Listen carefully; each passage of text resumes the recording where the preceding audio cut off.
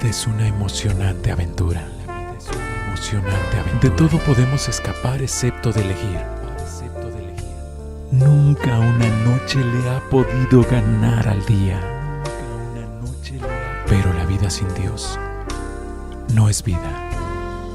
Te presentamos Una Voz en el Camino.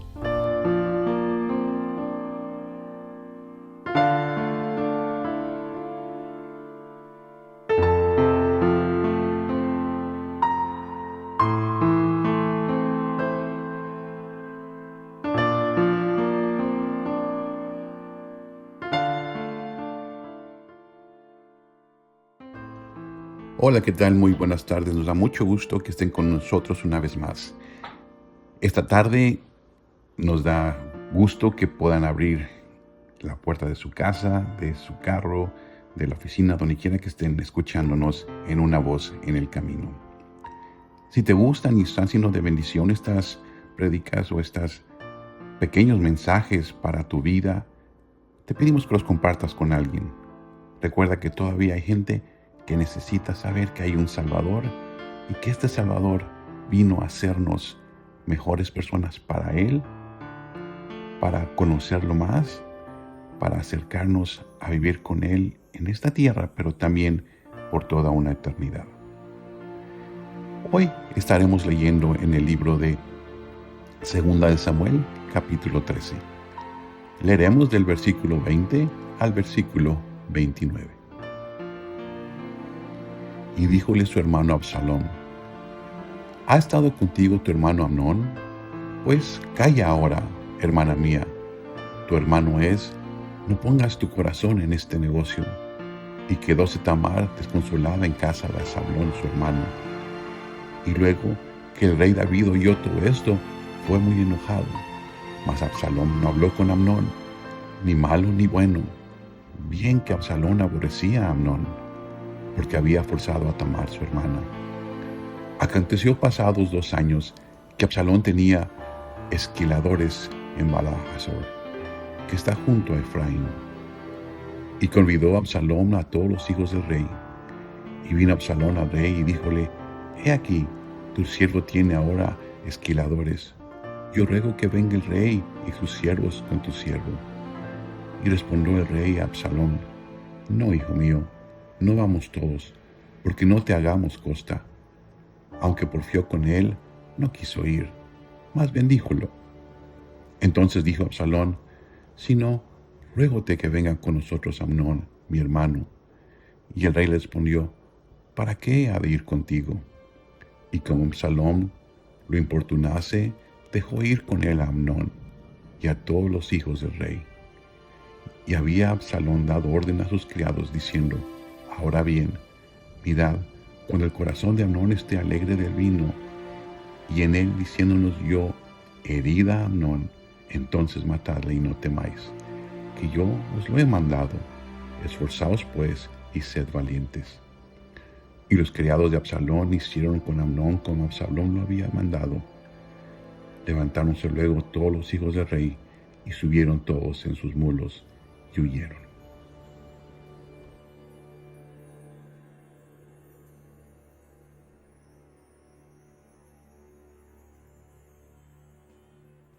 Continuamos con el análisis del enojo, cuando el enojo se sumerge. La semana pasada hablamos un poco sobre la historia de este muchacho que dice amaba a su hermana, media hermana, y lo que hizo para hundirla en el mundo de angustia y desesperación en la que se hunden algunas veces aquellos que son, por desgracia, las víctimas de quien no se da cuenta de cuánto odio llevan dentro y que en el nombre del amor destruyen, manchan, acaban con la vida. Esta muchacha, después que fue forzada por su hermano, que pudo más que ella, dice la Escritura, se fue y su hermano completo, Absalom, se dio cuenta de cuál era la situación Le preguntó: ¿ha estado contigo tu hermano Amnón? Le contó la historia. Él la consoló y le dijo: no pongas en ello tu corazón. Muy difícil que una cosa así suceda. No es el tema, pero si fuéramos a analizar un poco los resultados de situaciones como esta, la palabra de Dios dice que un forzamiento así, una violación, se equipara ante los ojos de Dios con un asesinato, con un crimen de ese tamaño. Y es verdad. Si la palabra de Dios lo dice es porque Dios conoce el alma humana mejor que nadie. Y cuando una persona recibe una experiencia de este tipo, queda marcada su vida para siempre y hay muchas cosas dentro que mueren y difícilmente vuelven a levantarse. Yo he conocido muchachas que se han encontrado en esta situación. A partir de entonces tienen una amargura inmensa. Conocí a una que se bañaba 5 veces al día y aún así seguía sintiéndose sucia. Conocí a otra que nunca quiso casarse porque sentía terror al pensar que alguien más pudiera acercarse a ella. Destruyó su vida porque además no tenía familia que viera por ella. No es el tema. Sin embargo, es un tema que produce un enojo profundo, tanto en quien recibe la injuria y se encuentra impotente para poder deshacerse del mal que ha recibido, como para quienes han estado cerca y aman a la persona que ha sido injuriada de esta manera. El caso de Absalom es este. Se enojó profundamente por la situación de su hermana y le dijo: no te preocupes, simplemente trató de calmarla. Pero él no se calmó. No le dijo nada a Amnón. Guardó silencio completo. No le reclamó. No lo insultó. Y es interesante la actitud del rey David. No encontramos en ningún momento que haya reprendido a Absalom. No encontramos en ningún momento que haya hablado con su hija. Bien puede haber sido que hayan hecho las dos cosas, pero no están registradas. Lo que quiere decir que en realidad no fue muy importante lo que David hizo en aquel caso. Qué lástima. Posiblemente si hubiera hecho algo para reprender la conducta de Amnón, tal vez hubiera salvado la vida de este hombre y tal vez habría salvado a su hermano de derramar su sangre. Pero no lo hizo. Simplemente rasgó sus vestidos en señal de duelo, se enojó muchísimo y eso fue todo. ¿Qué pasa con aquellos que pudiendo reprender, que pudiendo detener algo no lo hacen? Simplemente por no hacerlo, por no quedar mal, por no enfrentarlo. No se dan cuenta de cuán profundamente logran enterrar en el corazón de la víctima o de las víctimas un enojo que se sumerge hasta lo más profundo de su ser. En este caso, Absalón hizo un plan. Esperó a que hubiera una razón específica para tener un banquete. Vino con el rey y le pidió que fuera. Uno se pregunta si el rey hubiera ido. ¿Habría matado a Amnón de todas maneras? Creo que sí. Pero estaba bastante seguro de que no iba a ser así. ¿Por qué insistió? Cuando el rey dijo que no iría, entonces le pidió que fuera precisamente un medio hermano suyo. El rey, un poco temeroso probablemente, le preguntó: ¿para qué quieres que vaya? Y Absalom simplemente insistió en que fuera. ¿Qué le habrá dicho? ¿Por qué van los demás? ¿Por qué quiero que estén junto conmigo? El rey consintió y leímos el resto. En un momento dado, Absalom ordenó a sus siervos y les dijo: en el momento en que yo les dé la señal, simplemente lo matan. No se preocupen, yo respondo por ustedes porque están obedeciendo a una orden mía. Y fue así. Cuando estaban en la fiesta, cuando estaban comiendo y bebiendo, Absalom dio la orden, mataron a Amnón. enojo. El enojo que se sumerge, pero que no desaparece. El enojo que son burbujas, cosa que se mueve incesantemente, pero que no se esfuma. ¿Hasta dónde puede llegar un enojo sumergido de esta manera? Encontramos estas varias manifestaciones del enojo humano. Lo primero, cuando analizamos un poco sobre este tema el martes pasado, este enojo interno, sordo, que muchos tienen en contra de un género determinado de seres. La crueldad no es otra cosa que una manifestación de enojos hondos. ¿Qué pasaba con Amnón? ¿Qué era lo que tenía dentro?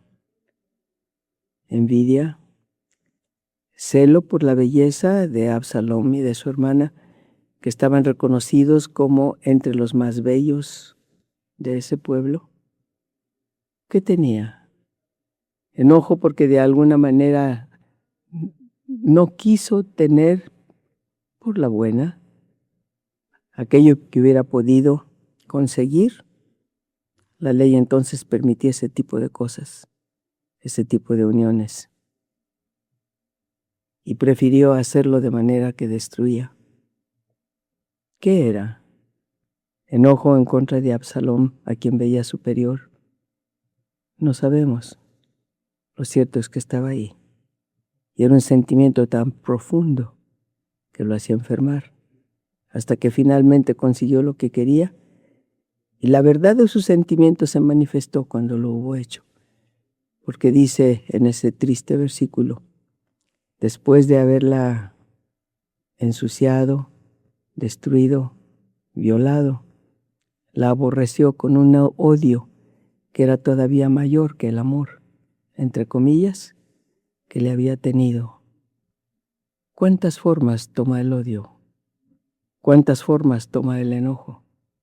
Y el ser humano no se da cuenta de la serpiente que en realidad se mueve en su corazón y de los efectos del veneno que lleva dentro cuando no se analiza a sí mismo y busca a Dios para que Dios envíe un rayo de luz que ilumine las tinieblas de su alma.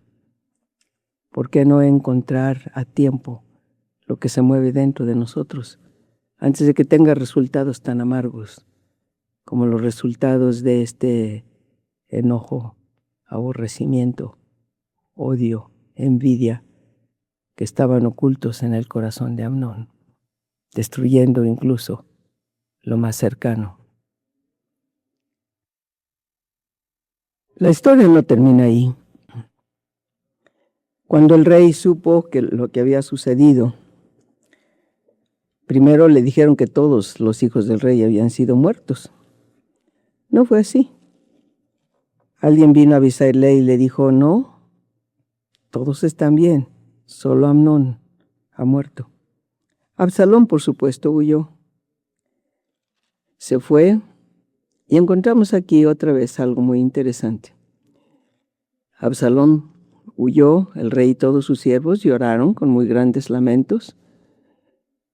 Se fue Absalón por 3 años fuera de su país y el rey David deseó ver a Absalón porque ya estaba consolado acerca de Amnón, que era muerto. Lloró la muerte de Amnón, pero en realidad, en el fondo, a quien amaba más era Absalón. Absalón regresó. Joab, el general, mediante una estratagema y etcétera, hizo que el rey lo perdonara, aunque el rey en realidad lo había perdonado. El rey había amado a Absalón de manera especial. Regresa Absalón, se pone en paz con el rey, pero no queda la historia. Absalón sabía perfectamente bien que el rey había llorado por Amnón, que nunca lo había reprendido, que nunca había hecho nada para corregir el daño que hizo, y aun cuando ya había matado por mano de sus siervos a Amnón, todavía quedaba en su corazón el enojo profundo en contra de David. Poco después encontramos que Absalón se paraba o se sentaba a la puerta de la ciudad. Cada vez que venía alguien buscando la justicia del rey, Absalom lo detenía y lo saludaba con un beso y le decía: ¿a qué vienes? La persona, lógicamente, confiando en el príncipe hijo del rey, contaba la situación, decía a qué venía, y Absalom respondía diciendo: tienes toda la razón, tu causa es justa. Ojalá que yo pudiera hacer algo por ti. Ojalá que yo tuviera el poder para ayudarte. Y dice, de esta manera robaba el corazón de todo el pueblo que venía. Por supuesto que lo hacía con una cosa en mente. Él estaba decidido a no terminar la situación que se había empezado. Él no amaba a David. Él no estaba satisfecho acerca de la conducta de su padre, quién sabe de cuántas maneras, pero no había olvidado a Tamar, su hermana. Y el hecho de que David nunca hizo nada, ni por castigar a Amnón, y tal vez ni por consolar a Tamar. Nunca le dijo nada a él como un hermano directo de la muchacha. Y llegó el momento en que Absalom se levantó y se proclamó rey. Cuando David lo supo, decidió huir. Tenía guerreros a su mando. Pudo haberse levantado, pudo haberse defendido, pudo haber hecho lo necesario para evitar que Absalom llegara a tomar el reino. En lugar de hacer eso, decidió simplemente salir de Jerusalén y huir. La historia de David en este caso es otra cosa, es otro tema, todo otro tema. Pero sigamos un poquito con Absalom. Absalom finalmente tomó el reino. No había olvidado, no había perdonado, no estaba en paz. Después de haber tomado el reino, puso un terrado sobre la casa, y sobre la casa metió a todas las concubinas de su padre, las que habían quedado ahí para guardar la casa. Y ante los ojos de todo el pueblo, dice la Escritura, entró al recinto donde estaban ellas. Todo el mundo sabía lo que Absalón estaba haciendo. Abiertamente, diríamos ahora descaradamente, es decir, dando la cara de frente, sin bajar la cabeza y sin tener vergüenza de lo que estaba haciendo. ¿Cuál era el mensaje que estaba enviándole a David? Era todavía el recuerdo de la deshonra de Tamar. Era todavía el recuerdo del crimen de Amnón en contra de su hermana. Sin duda había algo ahí. El hecho es que después de aquello, él evidentemente, si uno sigue con cuidado el relato, él evidentemente no hubiera tenido ninguna dificultad en hacer matar a David también, aun cuando hubiera sido su padre. ¿Qué tan lejos puede llegar el enojo? ¿Qué tan lejos puede ir? Alguna ocasión conté el relato de una experiencia de hace muchos años en un orfanatorio que no era orfanatorio, era en realidad una correccional. Por alguna razón yo tenía ahí una clase los domingos. Entre los muchachos había un muchacho que todavía no cumplía los 18 años y estaba ahí todavía. Era jorobado. Nadie lo quería. El medio de por sí es un medio extremadamente difícil. Pero este muchacho era muy huidizo. Siempre estaba atrás, siempre escondiéndose, siempre peleando, siempre hostil. Había matado a su madre y estaba ahí por un tiempo indeterminado hasta cumplir la mayoría de edad, y después lo iban a poner en un programa especial de rehabilitación. Muchacho muy difícil. En aquella ocasión, y después de más o menos un año de trabajo, habíamos estado tratando de acercarnos a este muchacho, sin lograrlo realmente. Casi al final de mi estancia mis visitas a ese lugar. Una mañana Dios estaba moviéndose fuerte entre los muchachos y alguien estaba cantando un himno que dice: cuando pases por aquí, fíjate en mí, gentil Salvador. No pases de largo cuando pases junto a mí. En un momento dado, vi a este muchacho tirado en el suelo. Me acerqué a él.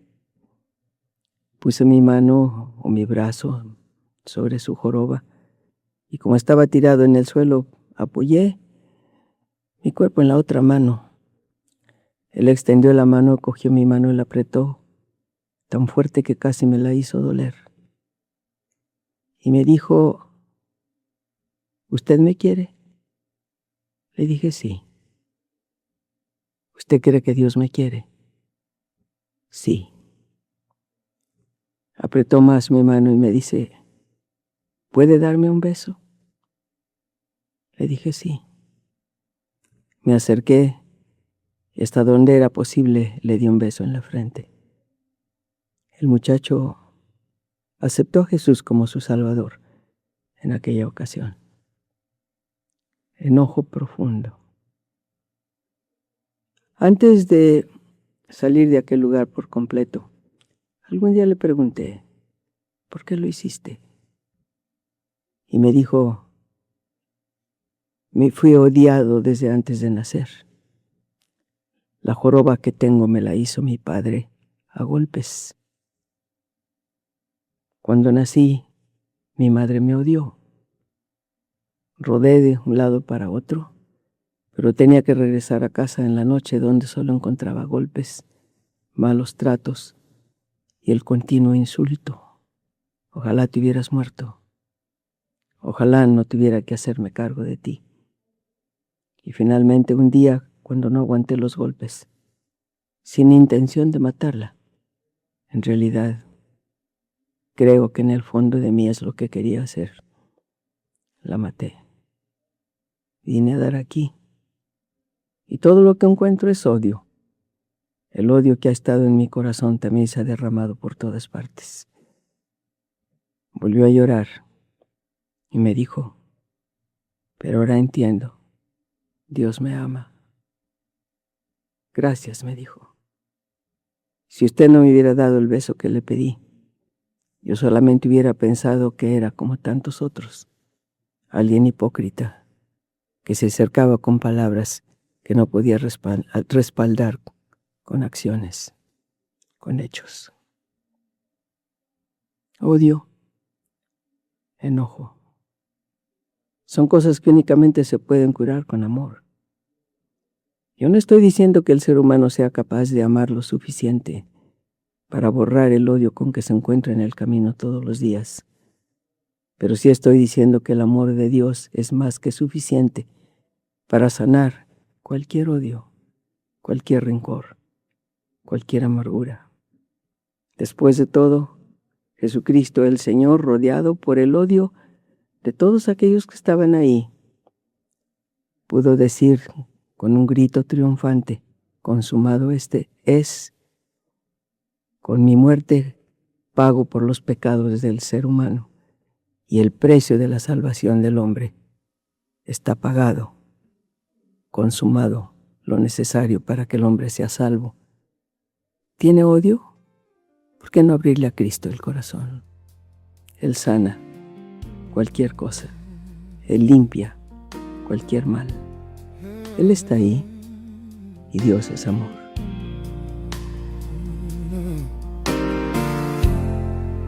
Inmolado en el Calvario, Él mostró su amor por mí.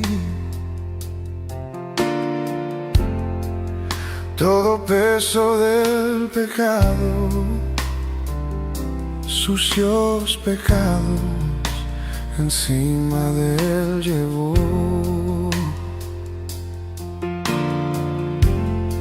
Y en un momento importante, en un instante, muy desesperado, decisivo. Fue por él, fue por mi amado Padre, quería mi salvar.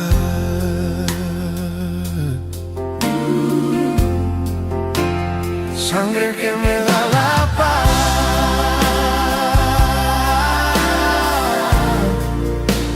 sangre que me purifica,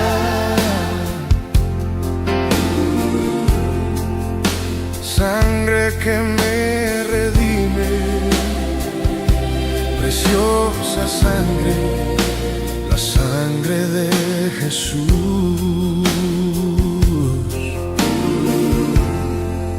Despreciado y desechado, el varón de dolor, Él sufrió nuestras dolencias y fue herido por nuestra rebelión.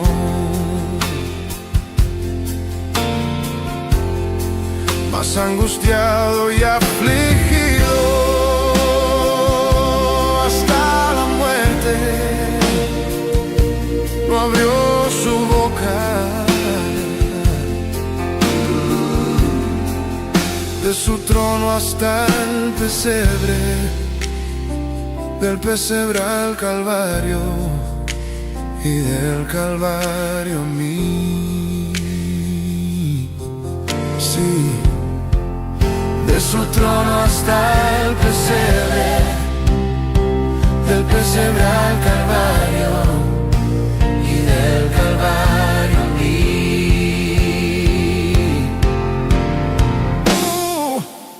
Sangre que me da la paz,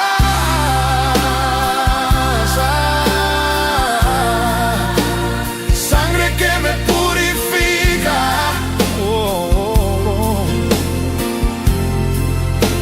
sangre que me redime, preciosa sangre, la sangre de